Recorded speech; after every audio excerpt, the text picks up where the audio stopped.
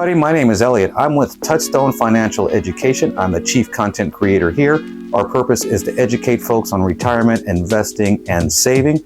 We do not sell financial products, we just educate. Check us out on our website at touchstonefinancialeducation.com. Shoot us an email if you have any questions. Check out our class list. You can also find me on LinkedIn under Elliot Cox. Been posting videos on Facebook, for example, for the last couple of years. So we're here to educate you along a financial journey, not make $1 million overnight, but to do it prudently, realistically, with some discipline. I want to talk a little bit about market volatility today. The markets have fallen since late last month. We are in what's called correction territory. What that means is the markets are down more than 10% from their most recent high, especially in some of these tech stocks. But that doesn't mean we pull our investments out and sit on cash. Not at all. Take the opportunity. You might want to buy more of what you have, or if you have cash, you're new to investing, take this opportunity to go ahead and jump in, because the rest of the year should be pretty good. We're going to get an interest rate reduction. And for those all important tech stocks and you tech investors,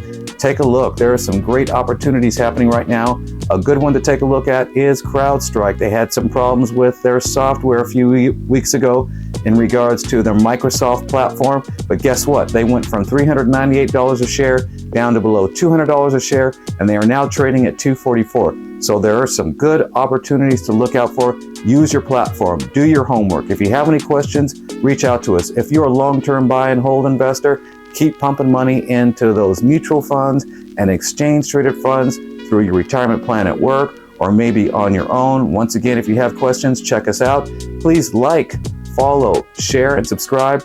Check us out on Facebook as well. I will be back soon. This is our first video on TikTok. Thanks for watching.